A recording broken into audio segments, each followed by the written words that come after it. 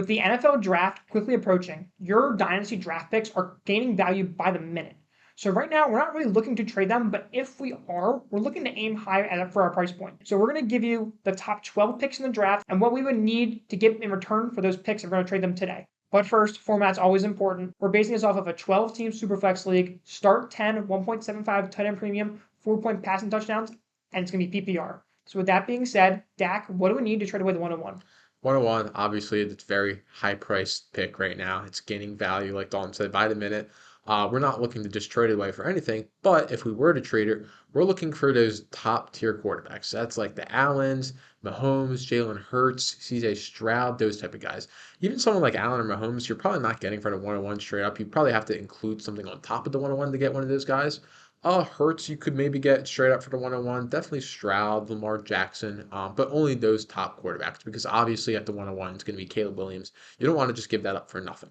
We're also looking to trade for Jamar Chase, Justin Jefferson, CeeDee Lamb, those top tier wide receivers that are going to be on your team for the next 7 to 8 years, and they're going to score you like 20 points a game. Like you can't really screw that up at all. So we're definitely looking to target those. But outside of that, like we said, the 101 is such a high price pick. You're not giving that up for anything. It really takes a special talent to get that off your team.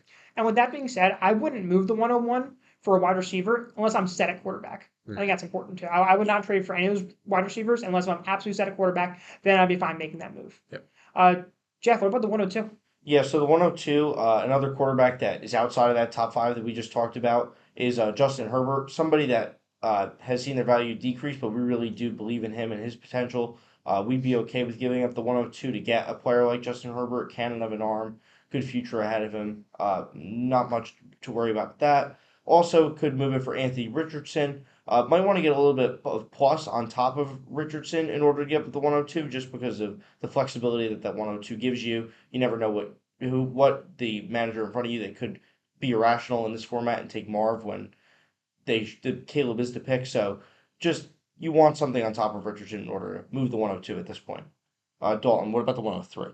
So with the 103, we're going to look at Kyler Murray first. Kyler Murray is a fantastic quarterback, and we have him ahead of Jaden Daniels and Drake May in our rankings. And I don't even think a Washington landing spot's going to change that for anybody. So I'm taking Kyler over both those guys straight up. And if someone right now is still sour on Kyler, I think you could really get that done. I don't think it's an impossible trade to get done whatsoever. So I would happily take Kyler. I would also be looking at our top tier wide receivers not named, your Chase Jeffersons and CeeDee Lambs. We're looking at our Puka Nakuas and Amon-Ra St. Browns. I would happily move the 103 for either of those guys. Those are both hammer wide receivers. They're both super young. So I'd be comfortable trading away the 103 for Kyler, Puka, Amon-Ra. Dak, what about the 104? Yeah, so the 104, first I'm looking at Jordan Love. He had a really good year this year. He's going to solidify your quarterback room for years. He doesn't have the rushing upside like a Kyler Murray, so that's, I think, the difference between Kyler and Jordan Love, even though we have him in the same tier. We have Jordan Love over Drake May and Jaden Daniels, so we'd be comfortable paying the 104 for Jordan Love. We'd also pay that 104 for Garrett Wilson. Now that he's got Aaron Rodgers throwing him the football, he should have a tremendous year. He's already produced the last 2 years, even without good quarterback play. So we're paying the 104 for Garrett Wilson. There's a slight step down from like Puka and Amon Ra, so we're going to pay the 104 for him. We're also looking to pay the 104 if you're a contender for Bijan and Brees Hall because those two guys are going to score 20 points per game. They're going to be absolute hammers for the running back room.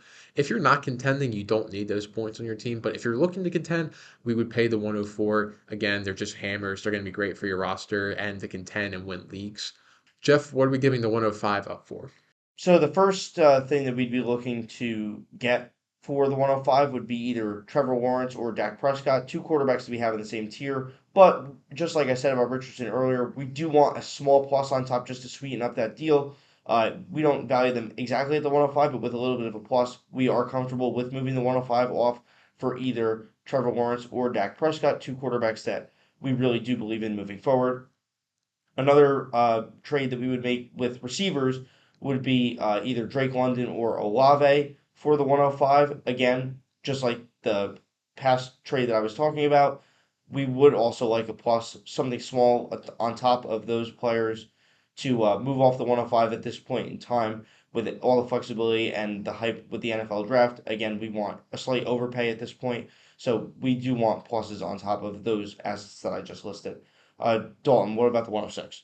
So at the 106, We're looking at Sam Laporta here. Now, the 106 in a tight end premium league, we're probably going to see Brock Bowers here. You can also see maybe a falling quarterback, maybe a high Odunze, but I'm okay with taking Laporta over all those guys. Laporta had a fantastic rookie year, and a tight end premium, he's a hammer already. So I'm okay with Laporta here. I'm also okay with Olave straight up at this point. I know in the last trade we had Olave with a plus, probably Olave with a second, like a decent second in the 105. Now we're at the 106, a little less valuable of a pick. So I'd be okay with taking an Olave straight up. I think it's a fine deal. How about the 107, Dak? The 107, we're looking to send away the 107 for guys like Brandon Ayuk, Michael Pittman. Those are guys that are producing like 15, 16 points per game. They're really good players. The 107, you're not looking at a player that's going to produce like those two have most likely. So we would send away the 107 for those guys. We'd also send the 107 away for Brock Purdy. He's a guy that most weeks he's going to be like a QB2 with QB1 upside any given week. He's a solid player that will be starting at least for the next 2 seasons. Maybe he gets a contract after that. That remains to be seen. But right now, he's just a really solid player. And especially in the 12 team, the quarterbacks matter a lot. So you want that QB2 solidified. So we would feel comfortable sending that 107 away for a guy like Brock Purdy. He's the perfect QB2 to have.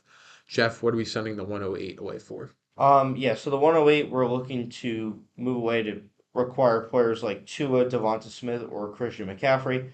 Tua is a quarterback that in a 12 point, again, gets a slight boost.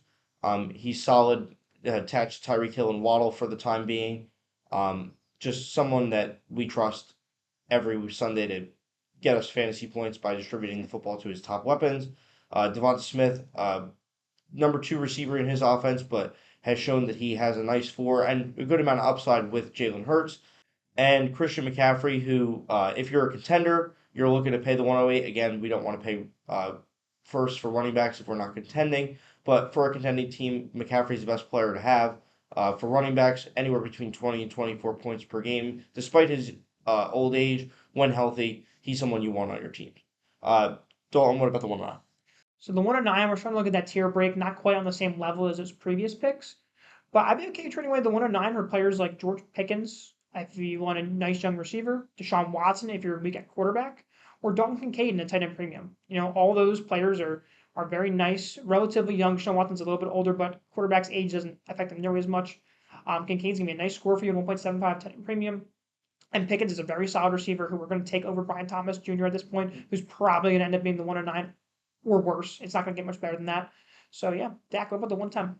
The 110, again, this is a disclaimer. If you're a rebuilding team, don't listen to what I'm saying. But if you're contending, we're looking to send that 110 away for a running back like Kyron Williams or Saquon Barkley.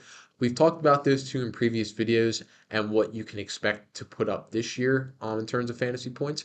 Kyron Williams, he averaged 20 points per game last year. He probably won't do that again, but he looks to be the starter in that Rams offense, so he's going to be a nice running back that will help bolster your RB room, helps you contend this year. Saquon Barkley, likewise, just got brought over to the Philadelphia Eagles. He has that backfield to himself, and he's going to produce a ton of points per game. We'd also send the 110 for Jordan Addison. Addison at the moment doesn't have a quarterback. It's only Sam Darnold, but that should change. We don't think Minnesota let Kirk Cousins walk without a plan. Either that's Drake May, JJ McCarthy. It remains to be seen, but we think they're going to address that in the draft. So Addison, right now, there is a dip in his value, which we think will go back up after the draft.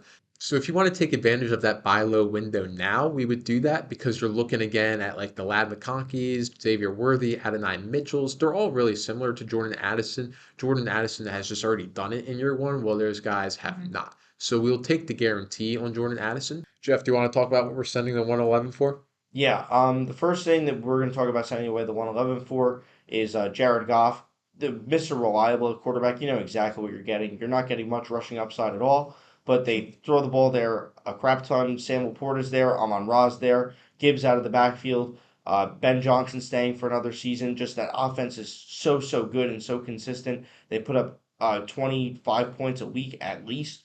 You know exactly what you're getting with 12-team league. QBs are worth more than your normal league, so we'd be looking to move the 111 away for Jared Goff.